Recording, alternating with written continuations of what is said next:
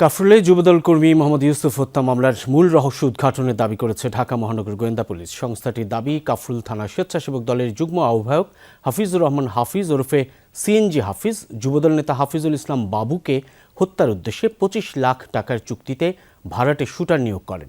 তবে target miss হওয়ায় এলোপাতাড়ি গুলিতে নিহত হন যুবদল কর্মী ইউসুফ। এই ঘটনায় ৪ শুটার সহ এখন পর্যন্ত ৮ জনকে গ্রেফতার করা হয়েছে। গত ২৪ জুলাই রাতে কাফরুল থানার শেরেবাংলা সরকারি প্রাথমিক বিদ্যালয়ের পাশের গলিতে সশস্ত্র হামলায় গুলিবিদ্ধ হন যুবদল কর্মী মোহাম্মদ ইউসুফ।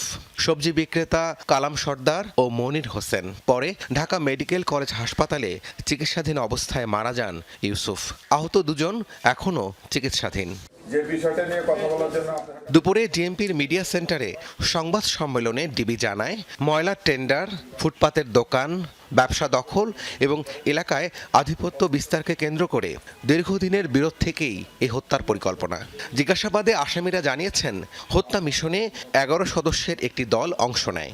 ২৫ লাখ টাকার চুক্তির বিপরীতে তাদের ৫০,০০০ টাকা অগ্রিম দেওয়া হয়েছিল। আমাদের যে ৭ জন ধরা আছে, ৭ জনই এটি স্বীকার করেছে যে তাদেরকে কে কোথা থেকে ভাড়া করেছে, এবং আরও কিছু প্রমাণ পেয়েছি আমরা। হোটেলে যে নিয়ে এসে রাখা আছে, হোটেলকে বুক করেছে, তারপর ওখানে কিছু টাকা পয়সার লেনদেন হয়েছে। এগুলো সার্বিক বিবেচনায় আমরা যথেষ্ট তথ্য প্রমাণ পেয়েছি এবং গ্রেপ্তারকৃত আসামিরা স্বীকার করেছে যে তারা হাফিজই তাদেরকে ভাড়া করে নিয়ে এসেছে। ডিবি জানায়, ঘটনার দিনই অস্ত্রসহ চঞ্চল নামে এক শুটারকে আটক করা হয়। পরে তদন্তে আরও ৩ শুটার সহ মোট ৮ জনকে গ্রেফতার করা হয়েছে। তবে পরিকল্পনার মূল হোতা হিসেবে অভিযুক্ত সিএনজি হাফিজ এখনও পলাতক।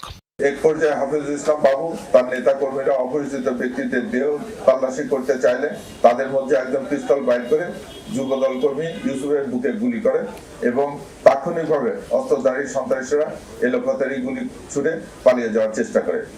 ডিবির দাবি, ২০২৪ সালের ৫ আগস্টের পর কাফরুল থানা এলাকায় প্রভাব বিস্তারকে কেন্দ্র করে বিরোধ তীব্র হয়ে ওঠে। একসময় যুবদল নেতা বাবু ও সিএনজি হাফিজ ঘনিষ্ঠ বন্ধু ছিলেন। রাব্বি সিদ্দিকী, যমুনা নিউজ, ঢাকা।